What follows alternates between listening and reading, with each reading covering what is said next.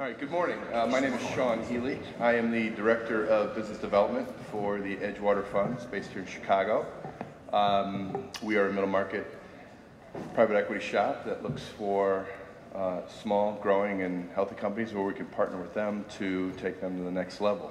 Very excited to be leading this panel, pricing, capital structure, and term sheets, top do's and don'ts from investment bankers. I have a very esteemed panel with me up here today. To my far right is Ramsey Goodrich. Ramsey is a managing director and partner at Carter, Morse & Mathias and head of the Consumer Industries Group. Located in Southport, Connecticut, CM&M is a full-service investment banking firm founded in 1987 that provides the highest quality corporate finance advisory services to outstanding entrepreneurial and middle market companies. That sounded fantastic. That's okay, because we are a leading private equity firm. Nobody's a trailing, I've discovered. For nearly 30 years, CMM professionals have helped hundreds of middle market business owners to conceive, initiate, structure, and close M&A capital transactions.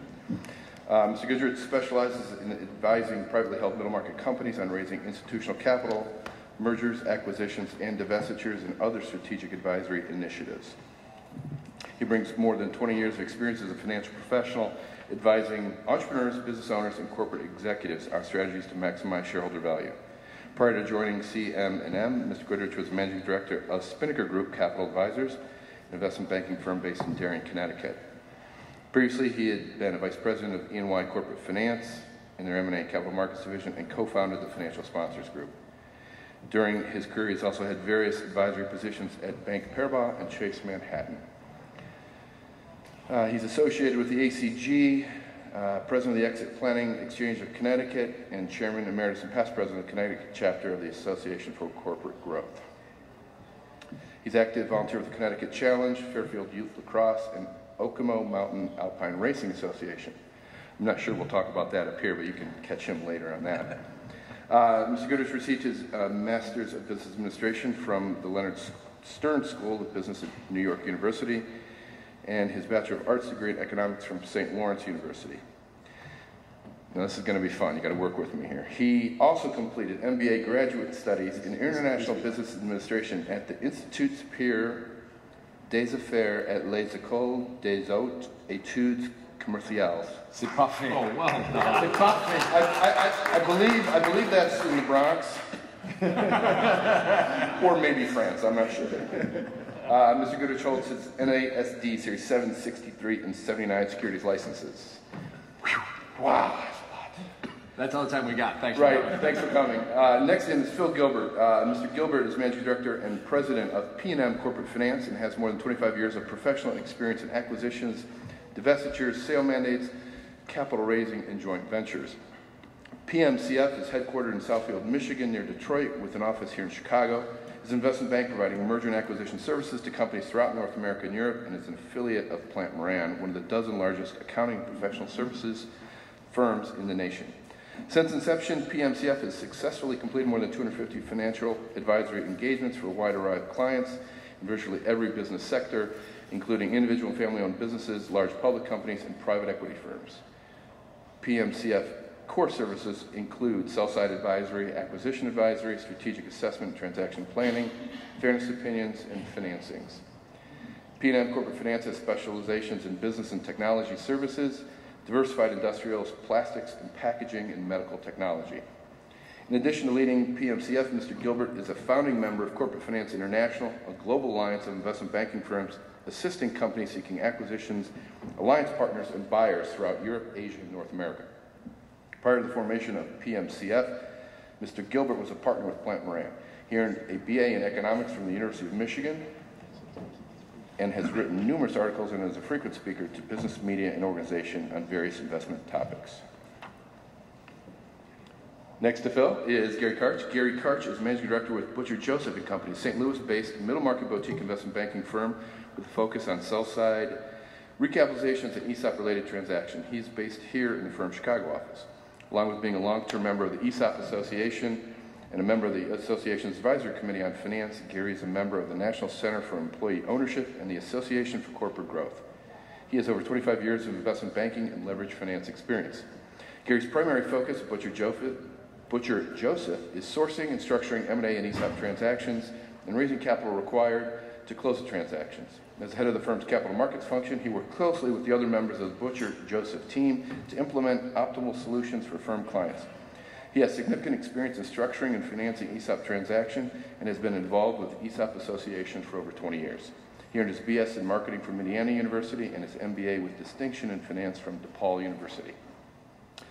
And last but not least is Richard Peterson, Director of Global Markets Intelligence from S&P Capital IQ. Richard's a Senior Director with the Global Markets Intelligence Group at S&P Capital IQ. In his current role, Richard provides in-depth evaluation of capital markets activity from M&A transactions, IPO issuance, and fixed income underwriting. Richard publishes The Deal Detector, a report to help identify companies that possess financial characteristics of recent M&A deals. Also, he provides commentary for CUSIP Global Services, CUSIP Trends, a monthly compilation of news. Like the definition of CUSIP, I'd be happy to give it to you. No. Okay. No, that just confused me. A monthly compilation of new securities identifier trends. Previously, he served as Chief Market Strategist at Securities Data Corporation and Senior Research Analyst at Thomson Reuters Proprietary Research. Richard is the author of Inside IPOs from McGraw-Hill and has frequently appeared on CNBC, as well as being quoted in the Wall Street Journal, Financial Times, the New York Times, and Barron's. He's written an IPO column for CNET.com. Richard earned a JD degree from Rutgers Law School and a BA from Rutgers University. So that's our panelists. The topic, as you see, obviously is pricing, capital structure, and term sheets. So what we're going to do is have a very open, freewheeling discussion. I'm going to leave some time at the end for questions from the group. We want it to be interactive, informative, and hopefully maybe a little entertaining. With that, we'll kick it off. We're talking about pricing. To the panelists, everybody knows, what are we seeing in pricing? Besides obscene. All right, more words. Yeah, not so bad.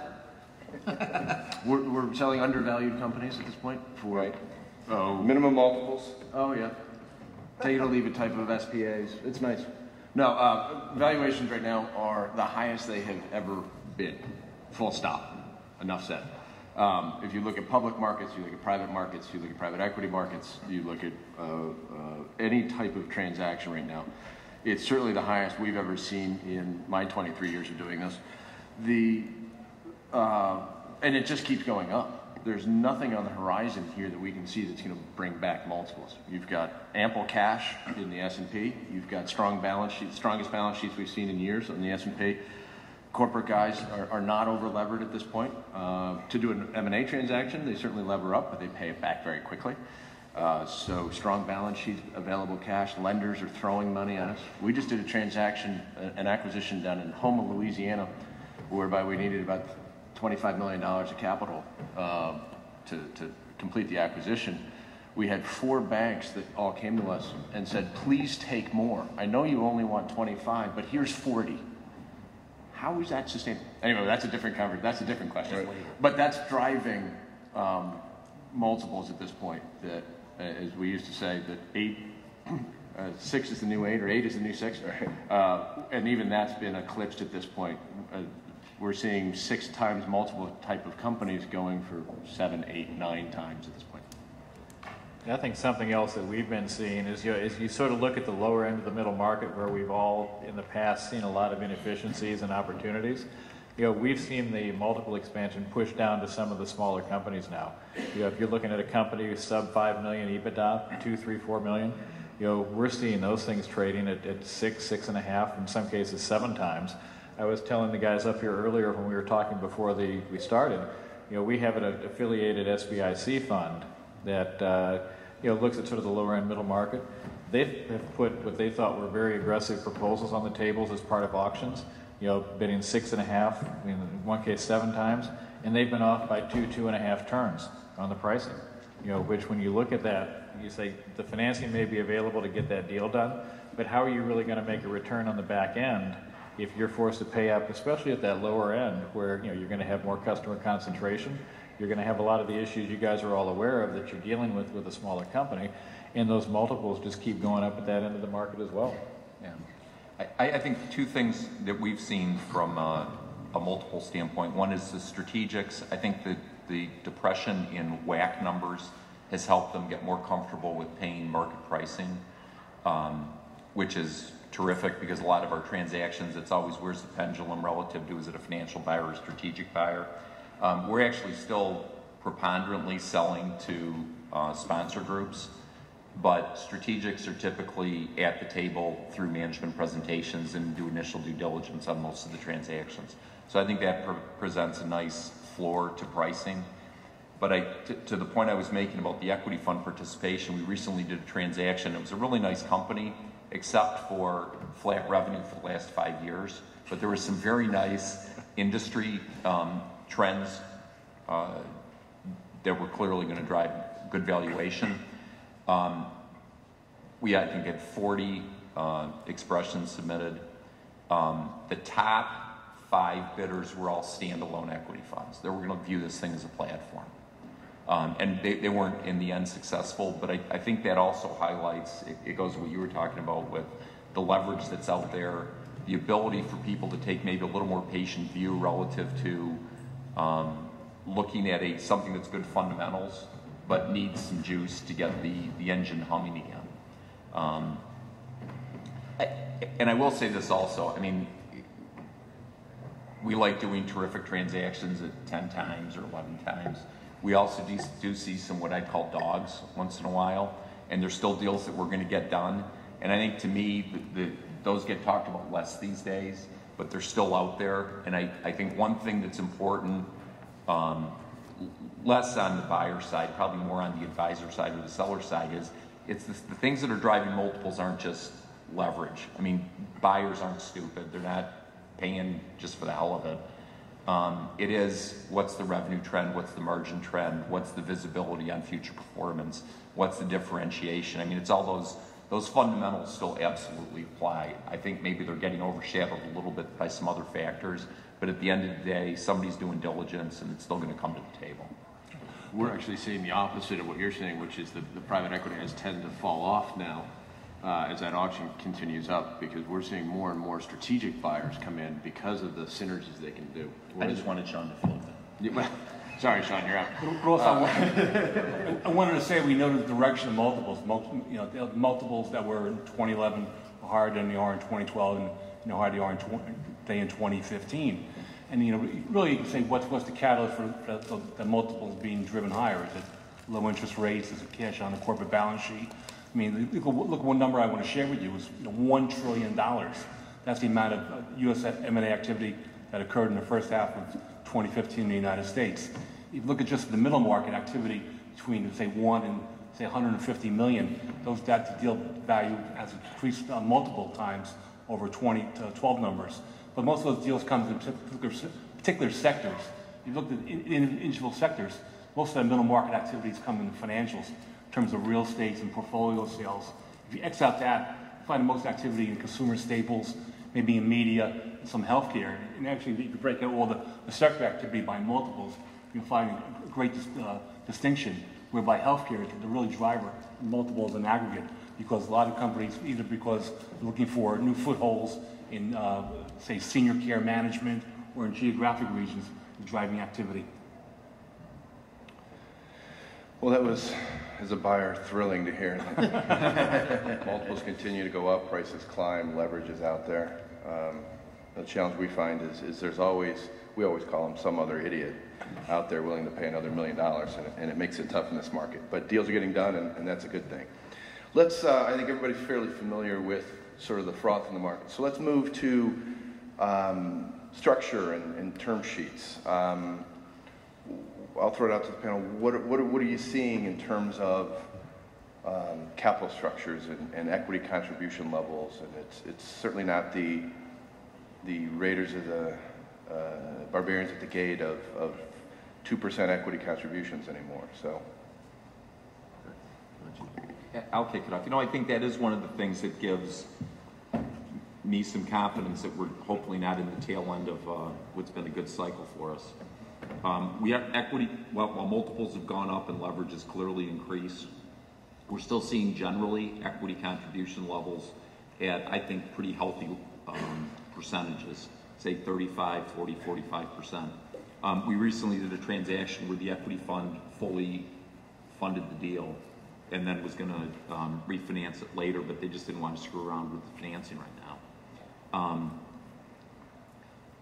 But I do think one of the things that's interesting recently, it's the last divestiture we're doing for a family office, so it's a smaller transaction. And this is all coming from, traditional commercial banks.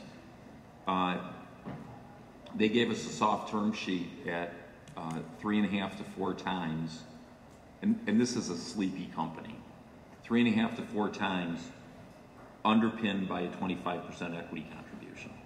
So forget what the multiple is. I mean, 4 times is fine, but somebody could roll in there at a 5 multiple or 5.25 multiple, put 1 turn of equity into the thing, and secure the financing. And I think this would be lower end of the middle market, but for that kind of transaction, I think that gives an awful lot of legs to people to get transactions done.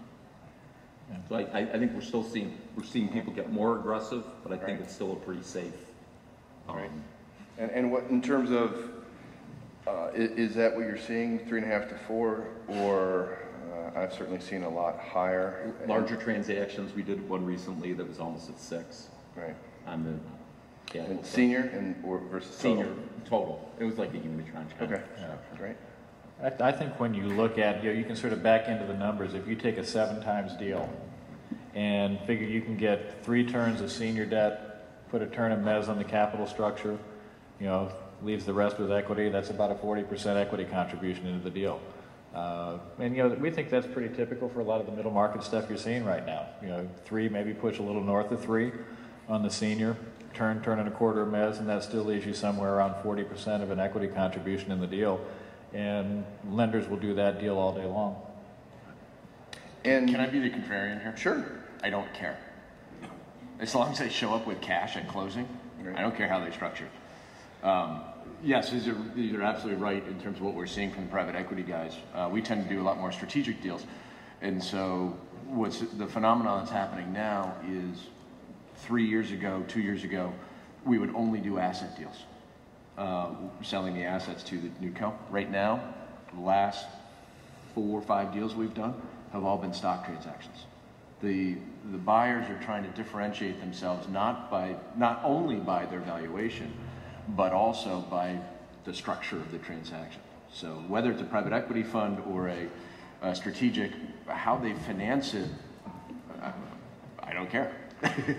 So here's a question to the panel though: should your client care if they're rolling? They're going to participate. If they're rolling, absolutely. Right. Absolutely. We tend to our last several transactions have been sales to portfolio companies of private equity funds. So again, while they're rolling equity into that portfolio, it's usually conservatively leveraged. It's not overly leveraged at that point.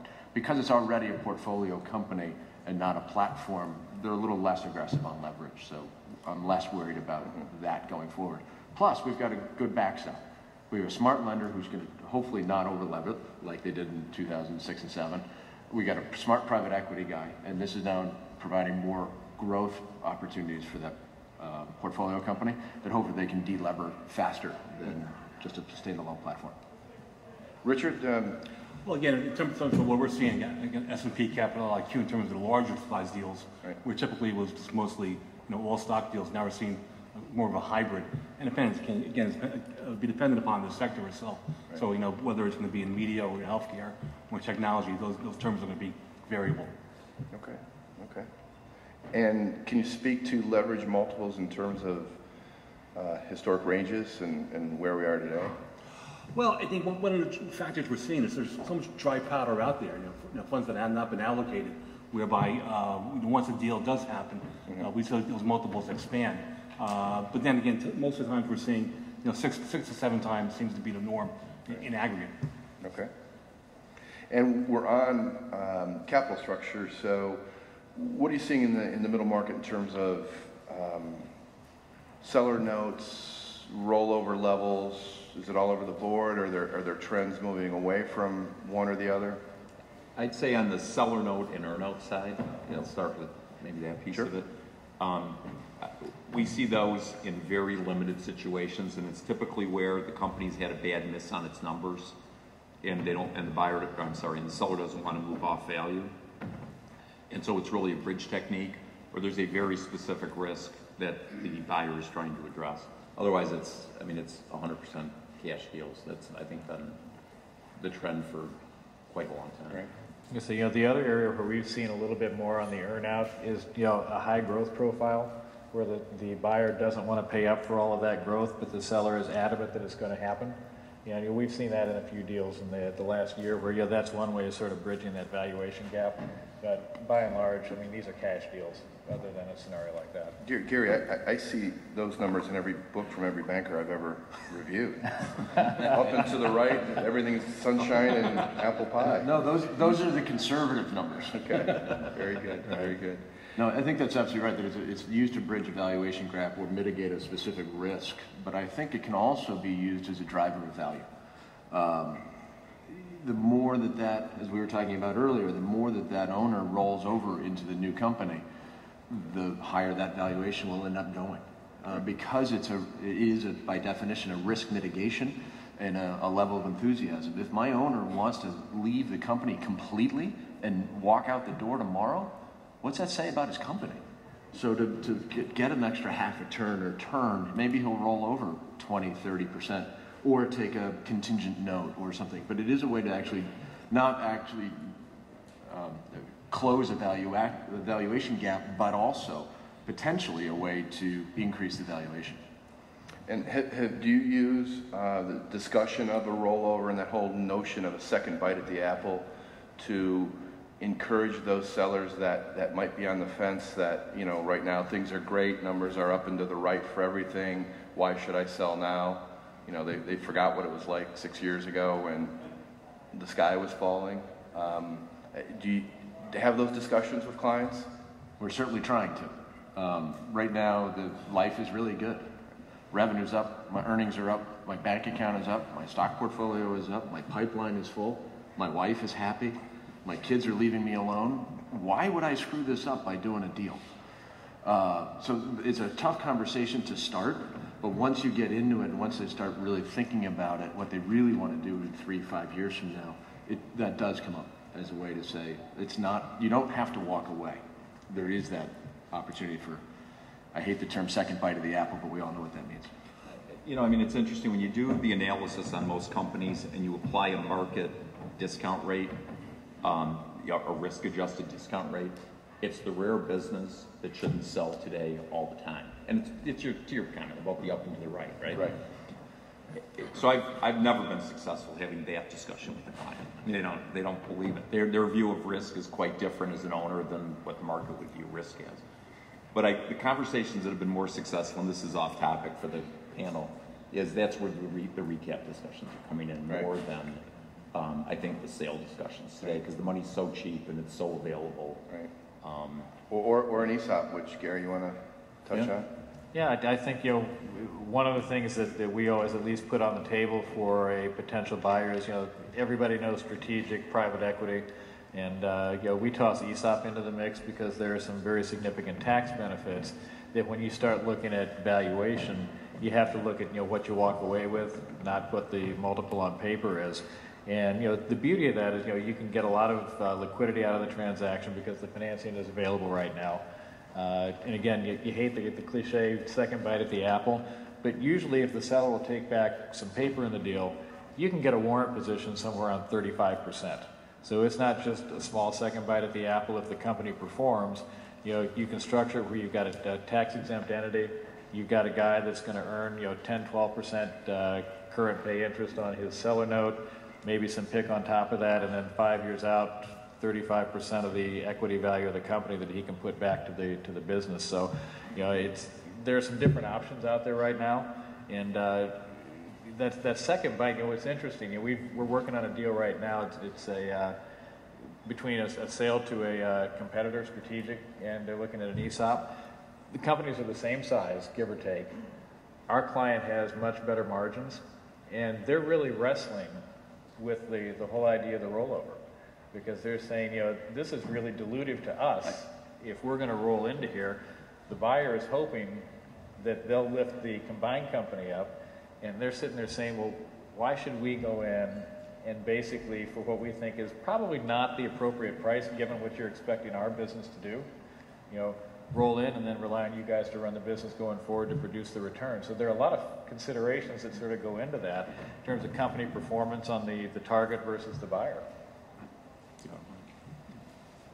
Okay, and we had touched on earlier, and I want to come back to it for a moment, earnouts, which can be used, as we said, to bridge to a valuation disconnect sometimes between buyers and sellers. What are you seeing in terms of we have to employ an earnout, or where an earnout is successful?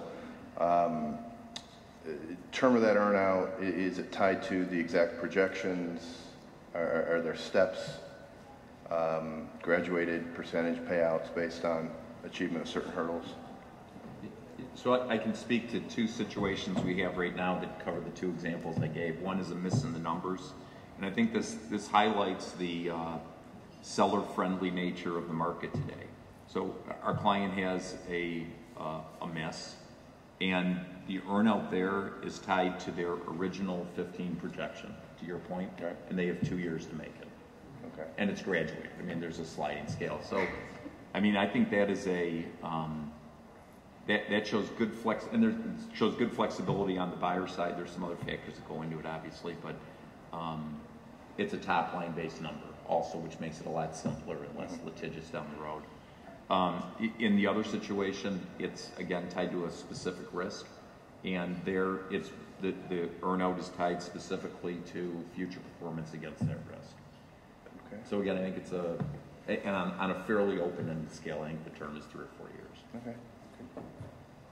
Guys, any other comments on? Yeah, generally we hate earnouts, fundamentally, but they are almost a requirement just about every deal we've done recently in the last few years. And I think buyers are getting more creative than they used to be. It used to be either an EBITDA hit, a cliff that you either make it all or nothing. And because it's such a seller's market right now, buyers are becoming more and more creative on how to structure things. We have one where there's 4 different triggers over 2 different years, and you get a piece of the earnout for each piece that you hit. Gets a little complicated to try to put it all on paper, but it's a really creative way to encourage the right behavior by the new management team that's coming through. So there's a revenue hit, there's a client growth, and there's an EBITDA trigger. Each one of those over 2 different years. We had another situation where it was solely dependent upon landing the big customer that we all wanted to land. It was a huge incentive to go get that one customer, which would really change the dynamics of the business and the whole rationale for why the acquirer was buying them. So they're getting a lot more creative than just the old way to do it. Generally, we hate them, but we understand it's 10 to 20% of any form of consideration going forward. And I'll presume that in those deals where there are earnouts, selling management or ownership is still involved, so that they can help drive that. Yep. Not necessarily the owner, but certainly the management. Okay. Yep. All right. I think one of the points is we're talking about term sheets, and earnouts are a good point, I think, to talk a little bit about this, is, to Phil's comment, the simpler the better in terms of the earnout structure. You got to make sure you put the details in the term sheets. I mean, they have to be there. The big issue that we see with using EBITDA, which is very common to use as the basis for an earnout, is, it's always going to be adjusted EBITDA. So you go down the road, you're looking at the first year of performance, the second year of performance, you think you've agreed to what the adjustments are going to be to the EBITDA number, and then you have an outlier. You've got a one-off event that happened. Could be good, could be bad, but how do you deal with that? And then you get into sort of this is our understanding. The buyer's going to say, well, that's not our understanding. Then you start to get into a back and forth on whether or not you're going to get paid, how much you're going to get paid, what the calculation really looks like. So to the extent you can keep it simple, lock it in the term sheet, then into the SPA, the better off you're going to be, because you don't need the antagonism. And the other issue is once you've been bought, you don't get to make the call on a lot of the expenses and how the company's going to be managed. I mean, you're now an employee, and your EBITDA and the way your company performed may not look like what the new company is going to look like. So you had a set of assumptions going in there on how you were going to calculate EBITDA based on your business and your operation, and all of a sudden you find a lot of those factors are outside your control going forward. This is why it's so fundamental to have the right partner in the transaction.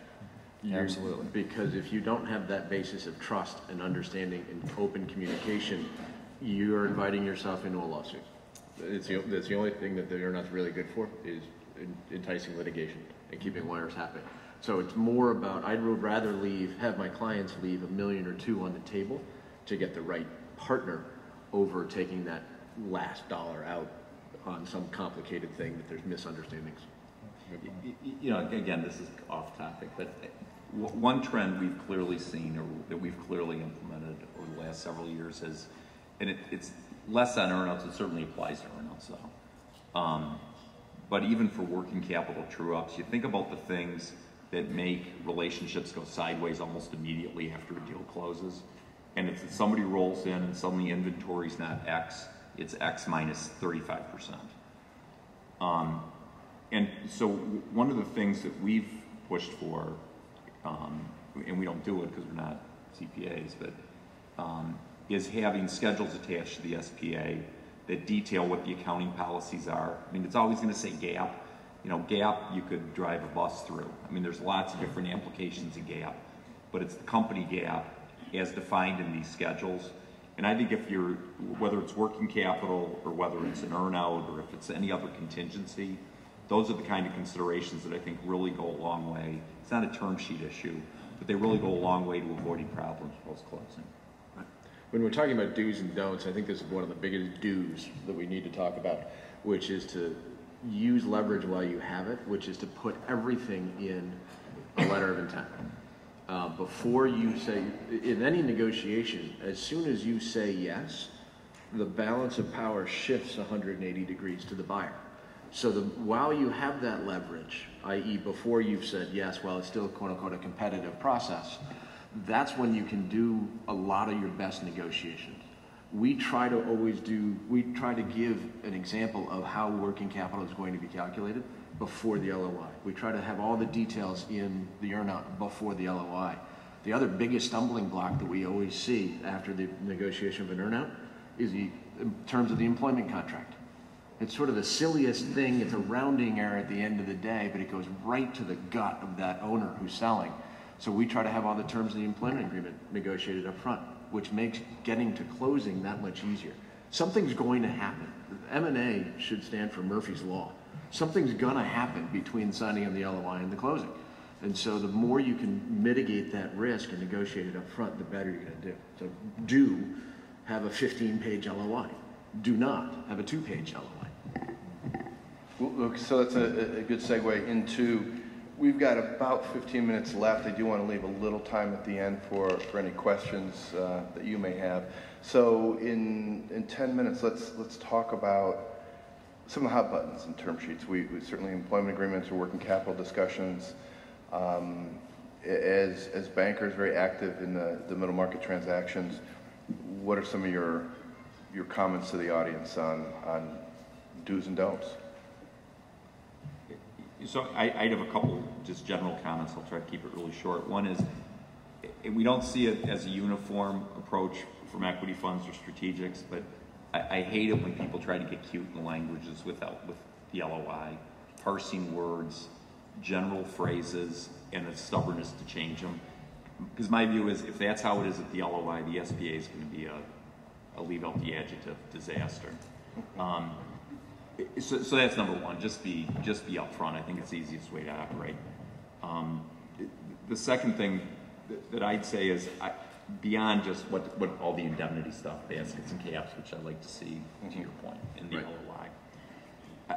I do think one trend that we've seen very clearly, and it's always been out there, but I think it's becoming almost a standard in transactions, is warranty and rep insurance. And one of the points of negotiation is who's paying for it. The market, I think, is extremely attractive right now. We did a transaction recently, and I think the cap was $12 million. It was about a 10% cap. The buyer paid for the policy. Our client's exposure went down to the escrow, which is $1.5 million. And they had the supplemental policy for environmental. So in that kind of market for a buyer or a seller, I think warranty and rep as a buyer is a good differentiation. And I think the earlier it gets offered up, the more differentiated it is. As an advisor, I think it's something that every client should be made aware of. Speed to close, how critical is that in your mind? I mean, people say they can do it in 30 days, which is laughable, but yeah, I'll give you 15. Right, no, exactly, right. No, I think, look, we always sort of offer 45 days. They come back at 90, we settle at 60. Standard operation. We can either start there or end there. You tell me how you want to get there. It's going to take 60 days to closing, assuming you've got everything right in the LOI. No matter what happens. You can't get through legal due diligence, accounting due diligence, documentation, and then the closing process itself in less than 60 days. I'm just not, yes, it has happened before, but it's a rarity. And as part of that, are most of your clients doing their own quality of earnings ahead of time, or is it a mixed bag? We're actually encouraging that more and more to bring in a good outside accounting firm to do sell-side due diligence. If nothing else, to understand where the vulnerabilities are and what the issues are in the quote-unquote definition of GAAP, because that could mean anything. But especially if they don't have a good, solid, audited set of financials. Most lower middle market companies don't. And so to bring in a third party to double check the math, if you will, in advance of going to market, again, mitigates risk. If you lower risk, return goes up. It's fairly standard. Whether or not the buyer takes that is a whole different question. It sort of depends on who the buyer is. Most guys will want to do their own research, their own quality of earnings with their own accountants that they know and love already. But it goes faster. The worst case is it goes a hell of a lot faster. The best case is they just take it at face value. Yeah, I think with the quality of earnings, if you have a name brand, it can be a good regional firm doing it. What we've seen in a lot of cases is that, they'll look at it, they'll try to poke holes in it, they'll inquire into different areas that they may have some questions about. But the biggest issue goes to what you just mentioned with a lot of the middle market companies. Forget audit. You're lucky to have a review in a lot of cases, and we see a lot with compilations. And that becomes... We're looking at one $30 million transaction right now with a tax return. Yeah, I believe that. I think we've probably all seen it. And that can become one of the biggest issues for the buyer is the verifiable financial information. And I think that's what we've seen can be the biggest delay. When you look at 60 days, and we're in the same ballpark there. I think that's a good number. But one of the biggest issues you see is if the financial information isn't verifiable, and however the buyer wants to define that, that's going to cause issues. Because even if you've done your own Q of E, if they're working off of compilations, the buyer's going to do their own work, and it's going to be some pretty serious work. So, believe me, the buyer will go deeper than your Q of E guy that you hired on the sell side. Absolutely. So, absolutely. All right, good. Well, if we don't have any more comments here, I will be happy to open it to the audience with questions right here. Yeah, when it comes to working capital at the term sheet stage of a transaction, curious on your opinions on the panel there, how to arrive at a deal neutral working capital, provided you have a savvy buyer and a savvy team on the seller side, to arrive at a fair working capital situation. And just for backdrop, a friend of mine is a treasurer for a publicly traded company, just made an acquisition. They were $40 million off on working capital at close. And we experienced that at much higher levels in our large firm, of course. Just kidding. But nonetheless, working capital is becoming more of an issue. It can affect the deal EV by maybe as much as 10% or so. So it's become a significant issue. Curious how you may approach that early in the transaction. I'll tell you, for us, I think part of it depends on what the industry is. So how cyclical the working capital needs of the company are. I think that can be a significant driver to the window that you're looking at for the calculation. I think the other piece of it from a working capital side, and like you said, I mean, what's 40 million between friends, but it goes back to, we're working with a company right now that's got a terrible aging on receivables, as an example. So part of the way to make sure you're coming up with a neutral working capital is to hammer out with the buyer how they're going to treat, how we're collectively going to treat older receivables that the client claims are still collectible. So I don't think there's a magic factor to it, but I would say this, whether it's strategics or financials, it's the rare guy that is across the table from us that we'd have the impression is trying to make money off the working capital adjustment. It's more avoiding the just problems post-close. I think the way you phrased your question was perfect in that it should be fair and neutral. There is a zero-sum game when it should be anyway, a zero-sum game when you're looking at working capital. There should not be a winner and a loser on working capital. It should be the day after closing should operate just like the day before closing, regardless of the ownership or leverage. It should working capital. You have to operate the day-to-day business. So if you're going into the transaction either hiding something or thinking you're going to get away with something, chances are that's going to flip to the other one. If you're representing the seller, it's going to be the buyer. So to look at it fairly and say zero-sum game, business as usual, is the right way to do that. Yeah. You may have issues on should I write off the inventory that hasn't moved in 3 years.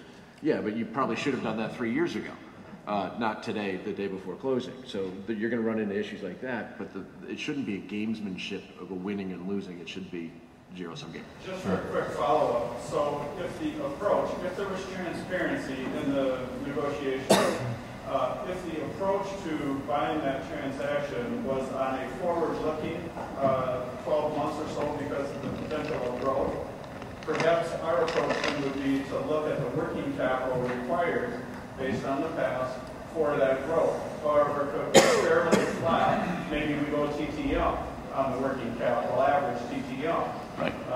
Your thoughts real quick and then move on. Yeah, Go ahead. Yeah. What it may seem like common sense, but what we usually have a client do is put together at least 2 years of historical monthly working capital analyses.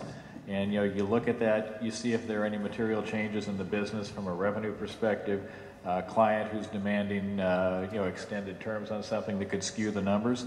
And once you have that baseline, you can see what the seasonality looks like, what that pattern is. And then if that's shown to sort of hold true between the 2 or 3 years that you've done that over, you could look at that forward and say, okay, if we continue, revenue grows by X percent, you can back into what the working capital levels should be and come up with a good proxy. It doesn't eliminate the need for a true-up at some point, but at least it gives you, I think, a real good starting point. I would say this, I think in today's market, it's a deal based on future value, which of course that's all we do, right? Yeah. It's always going to be more tomorrow. Is the impact of that is it may shorten the look-back period for how the working capital target is being calculated. I think it would be a tough sell to have somebody leave extra working capital in for theoretical future growth. Just the reality of it. Right. And if it's been experienced growth, one of the things we try to do is not look at it on a dollar basis because it's going to go up, hopefully, but look at it on a days outstanding basis. Yeah. So if AR is always 30 days, then you close it at 30 days or whatever it is, because as the business grows, that cash will accelerate on a days basis as opposed to a dollar basis. We tend to focus on dollars just because it's an easier mathematics to do. Put it in Excel and it spits out for you. But if you start to look at it days outstanding, it becomes a little easier conversation to have. But I agree with you. Don't leave it in there because it's going to grow, because it's been growing, I hope. Right. So I don't know if you folks caught that, but we had an investment banker up here say that things should be fair and reasonable and shouldn't impact either side adversely. So if I can get the tape from this, I want to carry that around. I'm not sure I hear that all the time. Just limited to working capital. Oh, you're going to pay up for it. Fair enough. Any other questions before we wrap up? Right here. Yeah, in terms of financing, how often are you seeing banks do financing versus finance companies? we've seen the question was, how often have we seen banks do the financing versus finance companies? And, one of the real trends we've seen over the last year or two are the finance companies, the BDCs, the debt funds coming down market.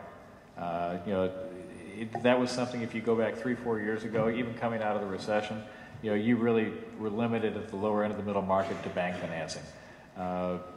Most of our clients are going to have EBITDA somewhere between 5 and maybe 20 million. So, definitely, middle market businesses.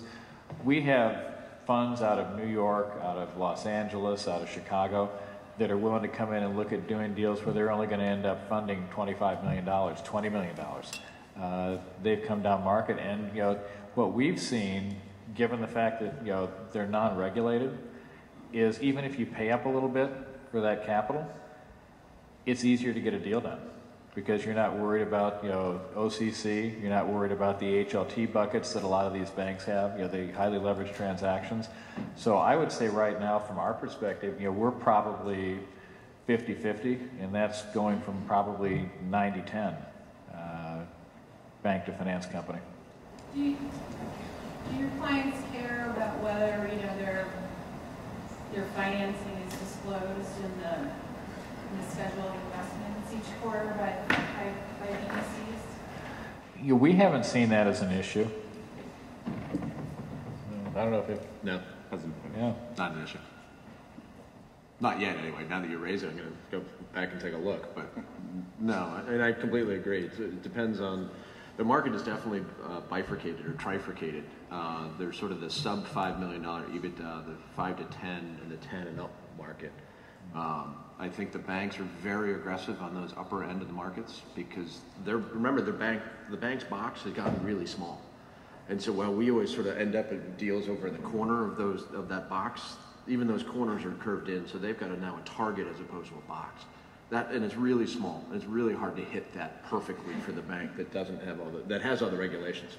All of a sudden, you bring in the BDCs and the non-regulated entities, and the box gets a little bit bigger, so we can get those done. I don't think some of them are borderline stupid for the larger transactions. In our deals, which are sort of 3 to 10 of EBITDA, especially in the lower end of that, the banks are having a hard time getting there. So they'll do a piece of as much as they can, and then bring in somebody beneath them. Okay, great. Any other questions?